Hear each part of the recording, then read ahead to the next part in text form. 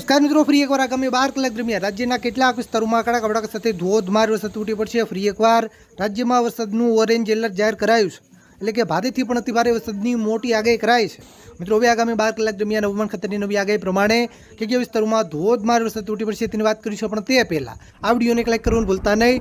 આવી જ રીતે આપણા ખેડૂતોને હિત માટેના કોઈ પણ ઉપયોગી સમાચાર સૌથી પહેલા જોવા માટે આપણે આ ચેનલને ખાસ સબસ્ક્રાઇબ કરવાનું પણ ભૂલતા નહીં। મિત્રો, ખાસ સાંભળજો મિત્રો, પહેલા આપણે ઉત્તર ગુજરાતના વિસ્તારોથી શરૂઆત કરીએ, કારણ કે ઉત્તર ગુજરાતમાં વરસાદનું રેડ એલર્ટ જાહેર કરાયું છે।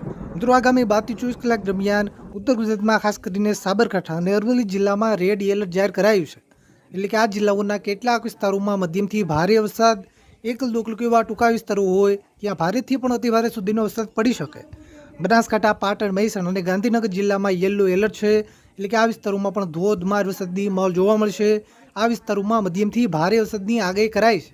મિત્રો, મધ્ય પૂર્વ ગુજરાતના વિસ્તારોની વાત કરીએ તો મધ્ય પૂર્વ ગુજરાતના પણ કેટલાક વિસ્તારોમાં કડાકા ભડાકા સાથે ભારે વરસાદની માહોલ જામી શકે।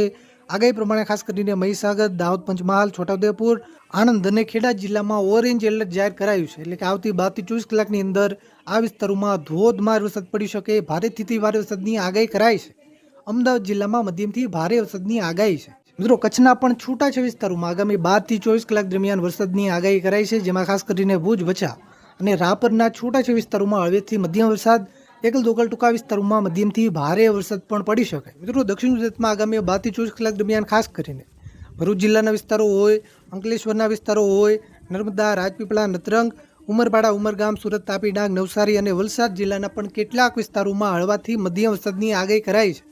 એકલ દોકલ એવા ટૂંકા વિસ્તારો હોય ત્યાં ભારે વરસાદ, એટલે કે ધોધમાર વરસાદ પણ પડી શકે। મિત્રો, સૌરાષ્ટ્રમાં આગામી 12 થી 24 કલાક દરમિયાન ખાસ કરીને જુનાગઢ, ગીર સોમનાથ અને ભાવનગર જિલ્લામાં ઓરેન્જ એલર્ટ જાહેર કરાયું છે, એટલે કે આ વિસ્તારોમાં પણ મધ્યમથી ભારે વરસાદ, તો અમુક વિસ્તારોમાં એકલ દોકલ ટૂંકા વિસ્તારોમાં ભારેથી અતિ ભારે વરસાદ પણ પડી શકે। પોરબંદર, રાજકોટ, બોટાદ, જામનગર અને દેવભૂમિ દ્વારકા જિલ્લા કેટલાક વિસ્તારોમાં હળવાથી મધ્યમ વરસાદની આગાહી કરાઈ છે। એકલ દોકલ એવા ટૂંકા વિસ્તારો હોય ત્યાં ભારે વરસાદ, એટલે કે ધોધમાર વરસાદ પણ પડી શકે। મોરબી અને સુરેન્દ્રનગર જિલ્લામાં હળવેથી મધ્યમ વરસાદની આગાહી કરાઈ છે।